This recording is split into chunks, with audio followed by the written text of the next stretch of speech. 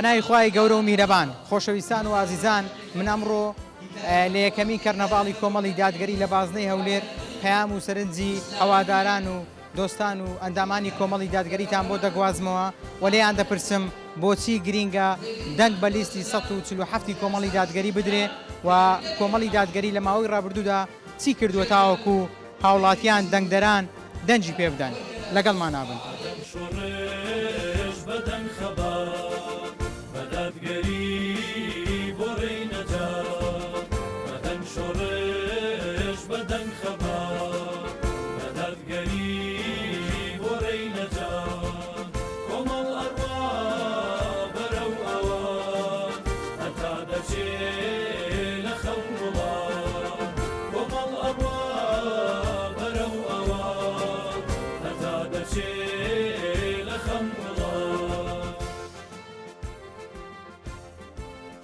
بۆچی دەنگ بە لیستی 147 دەدەیت؟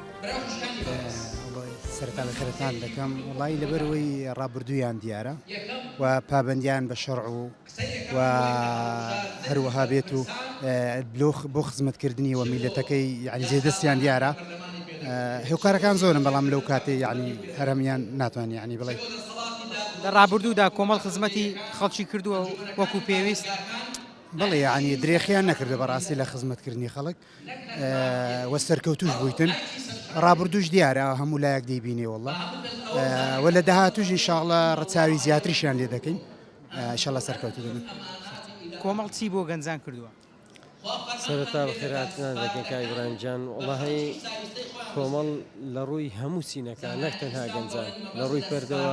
پەروەردەوە ئەلحەمدولیلا یعنی دەورێکی زۆر باڵای هەبووە لە گەشەسەندنی چینی گەنجان و پەروەردەکردنیان هەر لە مناڵیەوە لە ڕووی دەستگای نووری حیکمەوە ئەو منداڵانە پەروەرد دەکەن لە ڕووی گەنجانەوە یعنی ماشاءالله ئەو دەستگای حیکمەیە لە هەموو چینەکان چینی منداڵ چینی گەنجان هەتاوەکو ئاخیری مەسەلەن بە تەمەنی زۆر تێدانا ئیدی لە هەموو ڕوویەکەوە ئەلحەمدولیلا ماشاءالله کۆمەڵ زۆر دیارە و زۆر بەرچاوە گەنجانیش ئەگەر بدوێنی شایەدی ئەوەی دەدەن کە بەڕاستی کۆمەڵ زۆر شتی بۆ کردوون زۆر لە خەمیاندان لە داهاتوو یعنی لە داهاتووی گەنجان زۆر دەکۆڵێتەوە ئینشاءالله دڵنیام ئەگەر بێت و کاندیدانمان بەرەو پەرلەمان بچن زۆر شتی تریان بۆ دەکەن دڵیان خۆش دەکەن و سەرکەوتوو دەبن سەلامەتیان کۆمەڵی دادگەری لە شوێنی نادانیدا دادگەری پێە لە شوێنی گەندەڵیدا دەستپاچ پێ لە شوێنی ستەمدا حەق و مافی پێە کۆمەڵی دادگەری ڕابردوویەکی پڕ لە شانازی و ئێستاکەی پڕ لە هەڵوێستی جوان و دیدگا و بەرنامەی پرۆژەی پڕشەنجی بۆ داهاتوو پێە. بۆچی دەنگ بە کۆمەڵی دادگەری بۆی کە دەستیان پاکە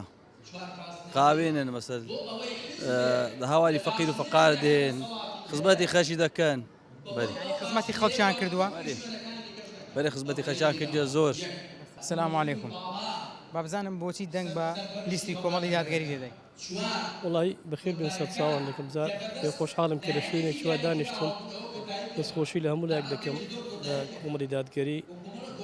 ئەو انتخاباتێک کە ئێمە بووی هاوڵی دەکەین دەمانێت ئەو انتخاباتە بکرێکەکەمان ئەوەیە دەبی خەڵکی کوردستان بە تایبەتی هەولێر بزانن کە چی هەڵدەبژێرن چێ دەستپاکە چێ ڕابردووی چاکە چێ خزمەتی ئەو خەڵکەی دەکات. کۆمەڵ خزمەتی ئەو خەڵکەی کردووە کۆمەڵ ڕابردووی پاکە کۆمەڵ نەک ڕابردووی پاکە کۆمەڵ لە هەمووان پاکترا ئیشی کۆمەڵ دیارە کاتیەوە نییە برێن بۆ شێوەی کە باسکەم بەڵام خۆ خەڵک شاهیدە لەوەی کە ئەو کۆمەڵە چی کردووە یەکەمینان عەقیدەی ئەو خەڵکەی پاراستووە ئەوە گرنگترین شتە دووەم دەستپاکرد سێەمان هیچ مخالفێکیان لەگەڵ خەڵکە نەکردووە کەواتە هەڵبژاردننی کۆمەڵی دادگەری ئەرکە بۆ هەموو ئەوە خەلکی کە لە بە تایبەت هەولێر ئەنجا شوێنەکانیکە لەسەر یانەکەەوە دەنگ بە کۆمەڵی دادگەری بدەن. طبعا لیستی 147 ئەو لیستەیەکە زەی متمانەی خەڵکانێکی دەستپاک لەو لیستەیدا هەنا لە ڕابردوو خزمەتیان کردیا لە ڕابردوو دیفاعیان لە خەڵک کردووە تا خەڵک دەنجام داتێ؟ طبعا ئەگەر دیفاعیان نەکرد بێ خەڵک چۆن دەنجام پێدا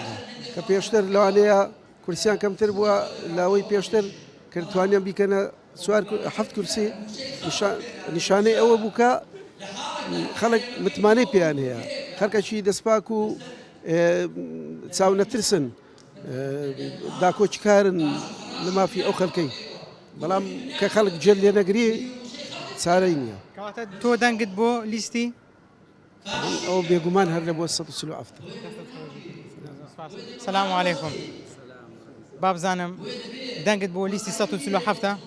بەتاکێت 147 بۆچی دەنگ بە لیستی 137 دەدەیت لەبەرەوەی خەڵکێکی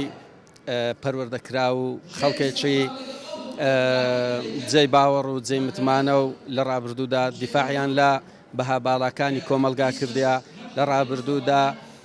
تاکە پەرلەمانتار بوونە دژی گەندەڵی وەستانیتەوە نەکڕراینە نەفرۆشراینە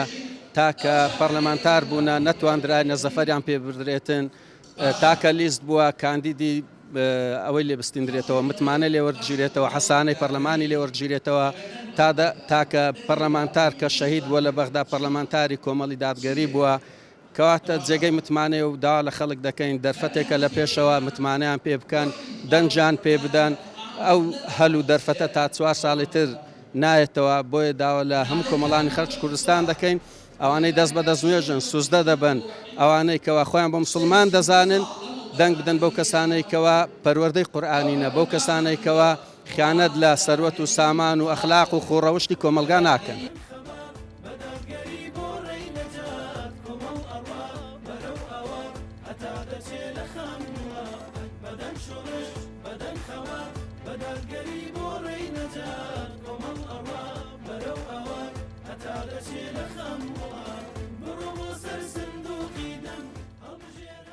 بەڕاستی ئینسانی موسڵمان دەبی دائما خۆی یەکلا کاتەوە کە خەڵکێک هەڵدەبژێری دەبی ئەو خەڵکە سوودی دنیا و قیامەتی لۆ تۆ هەبێ یعنی لەو نمونە تۆ کەسێک هەڵبژێری لە ڕووی فکرەوە فکرێکی خراپی هەبی دوور لە ئاین بی یان دوور لە بەرنامەی قورئان بێ یانە تو بێ کەسێک هەڵبژێری کە ئێستا لە پەرلەمان دیفاع لە دین و ژین و کەرامەت و ئەخلاق بکە ئەو هەم سوودی لۆ دنیا لێ هەم لۆ قیامەتیش دەبێ کەواتە گرینگە وڵاتیان یاریمی کوردستان لیستێک هەڵبژێرن کە سوودی بۆ دنیا و قیامەتیان هەبێ بەڵێ طبعا ئەگەر ئەو کەسەی تۆڵی نەبژێری کە سوودی تەنها لۆ وەڵکە هەستا دە لۆ دنیاشیان یاوە تەنها کوبرێ سەر لە قوڕە دەنن لەوەی بەرەو هەڵدێر دەبن بەڵام تۆ بێ کەسێک هەڵبژێری خاستەتەن تاقی نەکرابیتەوە لە ئەزموونی سیاسی و حکومڕانی تۆ 32 ساڵە خەڵکە چێڵ دەبژێری کە لە هەموو بوارێک تۆی بەرەو هەڵدێر بردووە ئەجا سزا بێ کەسێککە بینە سەر دەسەڵات کە حکومی خوای جێ بکاتن و مافی هەموو پێکاتەکان بجێڕیتەوە و یعنی هەرچی شتی باشە لەو کۆمەلگای ئەنجام داتن وەڵام داواکارێکم هەیە طبعاً داواکارم لە خەڵکی هەرێمی کوردستان ئەگەر قەرار وایە دەنگ بە کەسێک بدات دەستپاک بێ ئەمین بێ و پارێزەری دەنگەکەی بێ خاوەن متمانە بێ با دەنگ بداتە کاندیدەکانی لیستی کۆمەڵی دادگەری کوردستان ژمارە 147 لەبەرچی خەڵک دەنگ بە کۆمەڵی دادگەری لەبەرەوەی کۆمەڵی دادگەری ئەوەندەی کە ئەزمموی حکومڕانی کردیە بەشدار بۆ لە کابینەکانی حکوومەتی هەرێمی کوردستان کەسانی پاک بوون کەسانی دەستپاک بوون کەسانی خاوەن متمانە بوون بەرەوە ئەوانەی کە چوونە پەرلەمانی کوردستان و پەرلەمانی عێراق کەسانێک بوون ئەوەندەی کرابێت من ناڵێم 100 بەڵام دەکرێت بڵێم 185 بەرەو سەر کاندیدی خەڵک بوون و هەروەها خوددایان لەبیر نەکردووە پارێزەری بەها کۆمەڵایەتیەکان بوون پارێزەری ڕەوشت بوون پارێزەری دین بوون بەڕاستی لە خزمەتی خەڵکدا بوون ئەو وا دەکات کە بڵێم پێویستە خەڵک متمانە بە کاندیدەکانی لیستی کۆمەڵی دادگەری کوردستان بکات لۆ دەنجان دەدی لەبەرەوەی ئینسانێ دەست پاک و دەم پاک و داوێن پاک و ئەڕاستگۆنە لەبەرەوەی مسلمانم لەبەر ئەوەی خزمەتی خەڵکی دەکەن خەڵکیەکان مسلمانن لەبەرەوەی بەڕێ ئەو کۆمەڵەت چەند لە مێژە خزمەتی خەڵکی دەکەن والله وتێ هاتی ساحی خزمەتی خەڵکیەکە ئەو وتێ ئینتیفازێک کە دروست بێ خەڵک بەرێ ئەتوو چ بە خزمەکانی خۆت دەرەی دەنگ بدەن بە لیستی کۆمەڵی ئەرێم دەنج بدەن بەس دەنج بدەن کۆمەلی دادگەری لەبەرەوەی لیستەکی پاکە دەست پاکە مسلمانن. بابزانم بۆچی دەنگ بە کۆمەڵی دادگەری دەدەین؟ بۆیە دەنگیان پێدەین لەبەرەوەی ڕابردویان پاکە و لە ڕابردوودا لەسەر مافەکانی خەڵک هەڵوێستیان هەبووە و لەسەر پێشەکردنی مافەکانی ئیسلام لە سووری ئیسلام هەڵوێستیان هەبووە و ئەگەر بۆ دوون و دنیاش بێ دەوێت دەنگ بە کەسێک بێت کە ئیسادە هەبێ دەسەڵاتێک 33 ساڵ گەندەڵی بکە و دزی بکە ئەگەر ئینسانی گۆڕێ معناوێ عنی فێڵ عەقڵ خۆی دەکات. چەند ساڵە خەڵک ستەمی لێ دەکرێت زوڵمی لێ دەکرێت باشە 33 ساڵە دەکرێت خەڵک لە بیری بچێتەوە ئەمانە؟ ئەگەر لە بیری بچێتەوە دیارە ئینسانێکی تەبیعی نییە، دیارە عەقڵێکی سەلیمی نییە. ئەگەر عەقڵێکی سەلیمی هەبێ دەبێ بۆ دین و دنیای دەنگ بە کەسێک بکە کە ئەو کەسە دەست بەکاری یان مافەکانی بۆ جێبەجێ بکە وا لەگەڵ عەقیدە و بیر و باوەڕەکەی بێتەوە. معقول نییە کەسێکی کۆمەنز دەنگ بە موسڵمانەدا ئەی بۆ موسڵمان دەنگ بە کەسێکی علمانی بدات، هیچ معقول نییە. مسلمان دەبێت دەنگ بەو کەسێک بدا کە لە سەپێڕەوی خۆیەتی سەپێڕەوی ئیسلامە.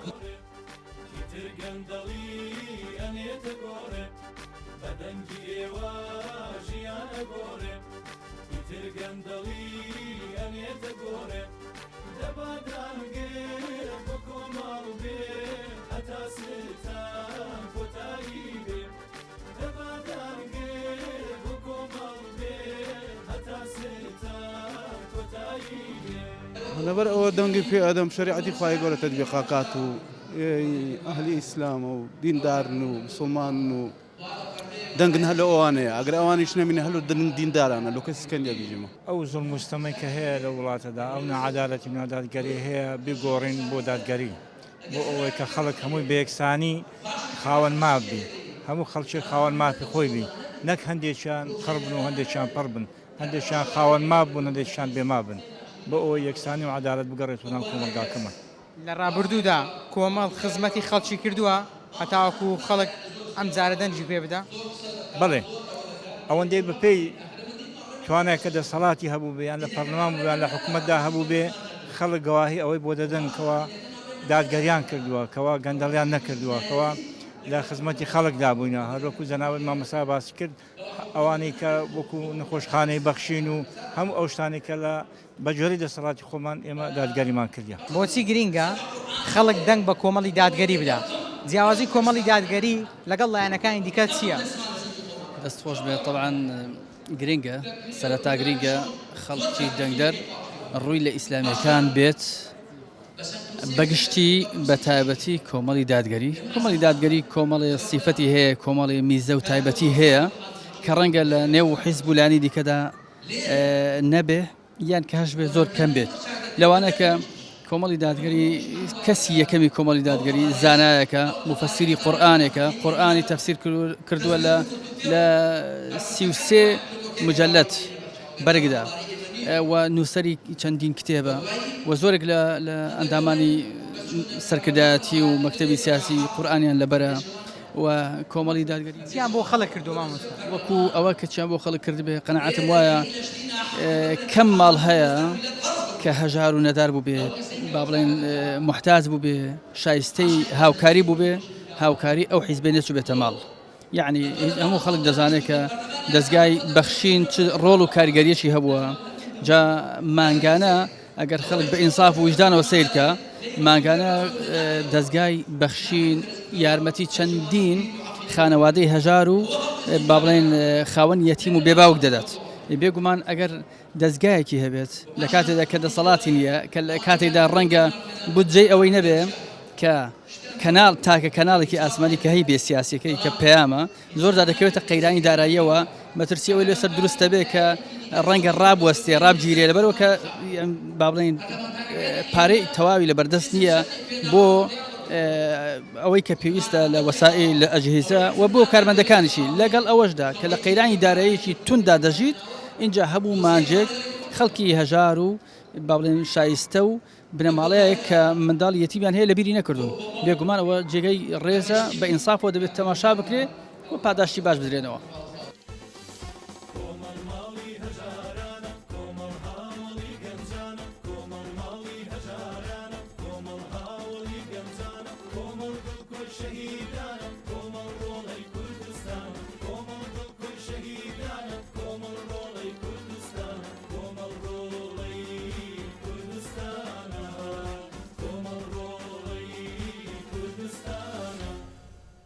السلام عليكم